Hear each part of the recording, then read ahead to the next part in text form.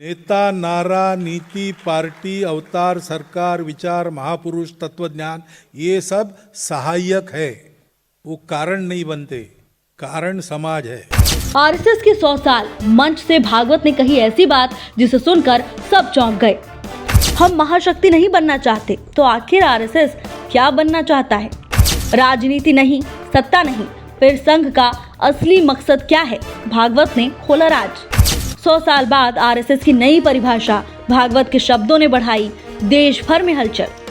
डर नहीं, दिशा देना चाहते हैं, भागवत का बयान बना सबसे बड़ा सवाल। संघ कोई अखिल भारतीय अखाड़ा नहीं है।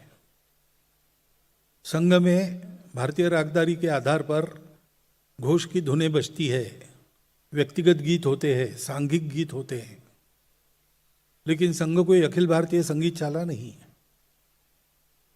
संघ के स्वयंसेवक राजनीति में भी है, लेकिन संघ पॉलिटिकल पार्टी नहीं है। कई बातें ऊपर से देखेंगे तो गलतफहमी होगी। राष्ट्रीय स्वयंसेवक संघ के 100 वर्ष पूरे होने पर मुंबई के वर्ली स्थित नेहरू सेंटर में ऐसा मंच सजा जिसकी हर बात पर देश की नजर टिक गई। नाम था मुंबई व्याख्यान माला। मौका था ऐतिहासिक, सवाल थे बड़े। संघ प्रमुख मोहन भागवत मंच पर नजर आए और उन्होंने शुरुआत में ही साफ कर दिया कि आरएसएस को अक्सर जिस नजर से देखा जाता है वो पूरी सच्चाई नहीं। उन्होंने कहा कि संघ कोई राजनीतिक पार्टी नहीं, हालांकि इससे जुड़े लोग राजनीति में सक्रिय हो सकते हैं, लेकिन असली सवाल यहीं से उठा। अगर संघ राजनीति में नहीं है तो उसका उद्देश्य क्या है? देश के भाग्य में परिवर्तन तब आता है जब उसका पूरा समाज एक और गुणवान बनता है। नेता, नारा, नीति, पार्टी, अवतार, सरकार, विचार, महापुरुष, तत्वज्ञान ये सब सहायक है, वो कारण नहीं बनते। कारण समाज है। समाज मालिक है जिसने इन सबको उत्पन्न किया है समाज चलाने के लिए। मालिक जागेगा नहीं तो नौकर क्या क्या करेंगे, कौन बता सकता है? मोहन भागवत ने अपने संबोधन में कहा कि संघ महाशक्ति नहीं बनना चाहता, क्योंकि महाशक्ति डर पैदा करती है और दबाव बनाती है। उन्होंने दुनिया की महाशक्तियों का उदाहरण देते हुए कहा कि वो प्रभुत्व जमाने की कोशिश करती है, जबकि भारत का लक्ष्य अलग है। संघ विश्वदेव बनना चाहता है, जो डराए नहीं बल्कि प्रेरित करे, जो आदेश न दे बल्कि अपने आचरण और मूल्यों से नेतृत्व करे। ये बात सुनते ही सभागार में सन्नाटा भी था, जिज्ञासा भी कि क्या भारत वैश्विक मंच पर एक नई भूमिका की ओर बढ़ रहा है। भागवत ने हिंदू शब्द की व्याख्या करते हुए कहा, ये कोई संज्ञा नहीं बल्कि एक विशेषण है। भारत में रहने वाला हर व्यक्ति हिंदू है, क्योंकि भारतीय होना सिर्फ नागरिक होना नहीं बल्कि एक जोड़ने वाला स्वभाव होना है। उन्होंने कहा कि संघ का लक्ष्य इसी स्वभाव को अनुशासन के साथ मजबूत करना है।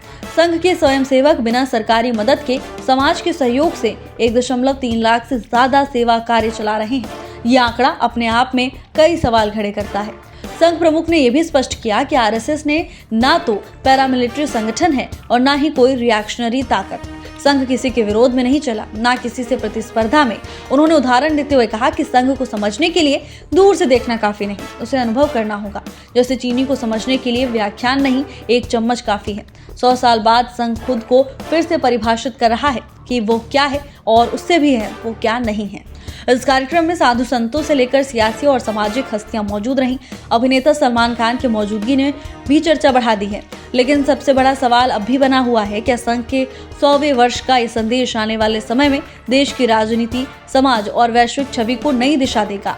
यही वजह है कि मोहन भागवत का ये भाषण सिर्फ एक संबोधन नहीं, आने वाले समय का संकेत माना जा रहा है। बहुत बार लोग संघ को, बाकी चल रहे अनेक काम है, अनेक संस्थाएं है, संगठन है, पार्टीज है, बहुत सारा चलता है, उसी के साथ बिठाकर देखना चाहते तो गलतफहमी होती है। और संघ को ऊपर ऊपर से और दूर से देखेंगे तो भी गलतफहमी होती है, क्योंकि आप हमारे कार्यक्रमों को देखते हैं। कुर्ता पैजामा पहन के मैं यहां आपके सामने बैठा हूं, कल ये वेश बदल कर दूसरा, तो आप मेरे कपड़ों को जानेंगे। आदमी को जानना है तो थोड़ा और अंदर जाके विचार करना पड़ेगा। ऐसे संघ के स्वयंसेवक रूट मार्च करते हैं, संचलन करते हैं, लेकिन संघ पैरामिलिट्री ऑर्गेनाइजेशन नहीं है।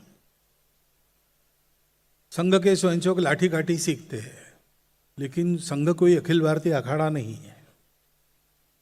संघ में भारतीय रागदारी के आधार पर घोष की धुनें बजती है, व्यक्तिगत गीत होते हैं, सांघिक गीत होते हैं, लेकिन संघ कोई अखिल भारतीय संगीत शाला नहीं है। संघ के स्वयंसेवक राजनीति में भी है, लेकिन संघ पॉलिटिकल पार्टी नहीं है। कई बातें ऊपर से देखेंगे तो गलतफहमी होगी, और इसलिए संघ को जानना है तो संघ का अनुभव लेना है, संघ को आकर अंदर से देखना है। चीनी कैसे है, इस पर व्याख्यानमाला हो सकती है, प्रश्नोत्तर भी हो सकते हैं, लेकिन एक चम्मच चीनी खा लेंगे तो इस सब की आवश्यकता ही नहीं है। परंतु ऐसा कुछ खाना है तो कम से कम वो ठीक है, उसकी परीक्षा करने में कोई खतरा नहीं है, इतना तो पता होना चाहिए। फिर एक बार 100 साल के बाद हम आपको बता रहे हैं कि संघ क्या है, क्योंकि संघ का जो काम है वो संघ के लिए नहीं है, वो पूरे देश के लिए है, भारतवर्ष के लिए। संघ क्या है जानना है तो पहले संघ क्या नहीं है ये जानना चाहिए। संघ किसी दूसरे संगठन की कंपटीशन में निकला नहीं और नहीं है। संघ किसी एक विशिष्ट परिस्थिति की रिएक्शन में, प्रतिक्रिया में नहीं चला है। संघ किसी के विरोध में नहीं चला है। हमारा काम सर्वेषाम अविरोधेन, बिना किसी का विरोध किए करने का काम है, चलने वाला काम है। संघ को पॉपुलैरिटी नहीं चाहिए, संघ को पावर नहीं चाहिए। संघ चला है, जितने भी भले काम देश में चल रहे हैं और आगे भी होंगे, वो ठीक से पूरे हो जाए, इसलिए जो होना चाहिए वो करने के लिए संघ है। तो सामर्थ्य संपन्न राष्ट्र इन सब का उपाय है, और सामर्थ्य संपन्न राष्ट्र के लिए संगठित गुणवान समाज चाहिए, और पूरा समाज चाहिए, छोड़ना किसी को नहीं है। बस परीक्षा में 4 प्रश्न है, 2 आसान है, 2 जरा कठिन है, तो आसान प्रश्नों का पहले उत्तर देना, बाद में कठिन प्रश्नों को भी सुलझाना ही है। इसलिए हिंदू समाज का संगठन ये काम लेके संघ चला है। और वो संगठन कैसे होगा, तो समाज फैशन से चलता है।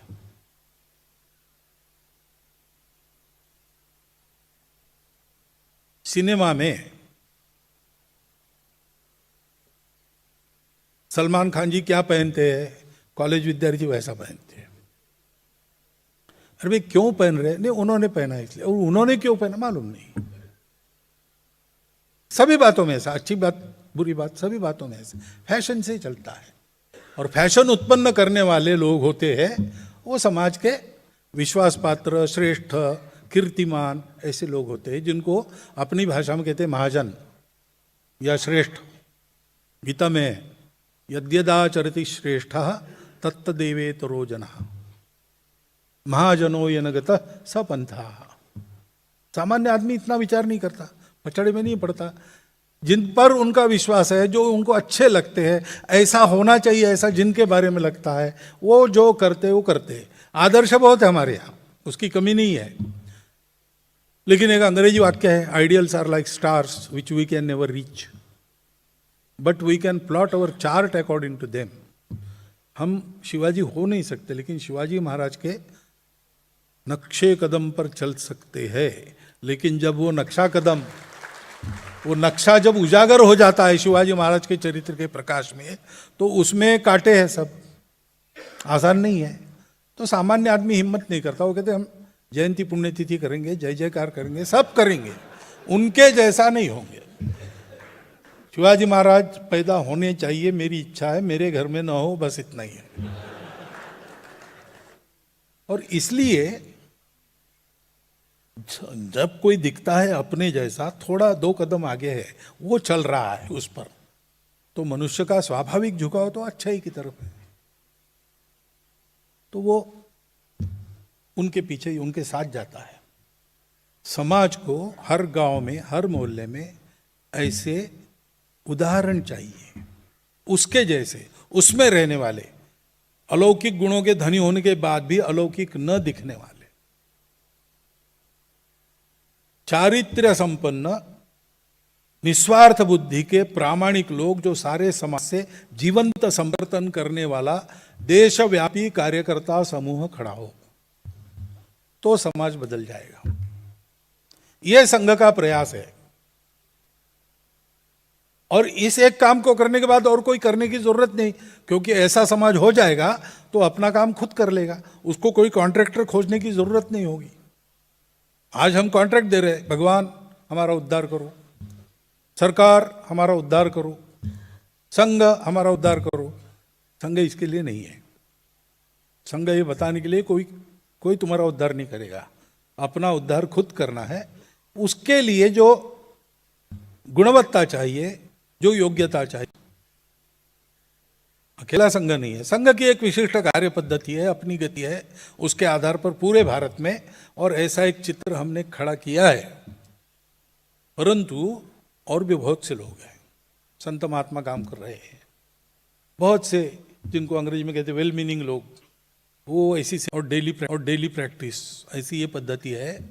कहीं भी अच्छे मनुष्यों का निर्माण करना हो दुनिया में तो दूसरा रास्ता नहीं है, इसलिए इसी पर चलना है और इसकी अपनी गति है। इसलिए इसी पर चलना है और इसकी अपनी गति है, हमारी साइकिल है। इसलिए हम लोग भी प्रयास करें सब मिलकर, क्योंकि ये काम पढ़ लीजिए, आपको कहीं ना कहीं ये सारा मिलेगा, इसका सारांश मिलेगा। समाज को अच्छा बनाओ, समाज को एक बनाओ। भारत एक स्वभाव है, समाज के पास जाना चाहिए। इसके पहले भी 3-4 बार गए, लेकिन वो परिस्थिति अलग थी। हमारे बारे में लोगों के मन में शंका रहती थी।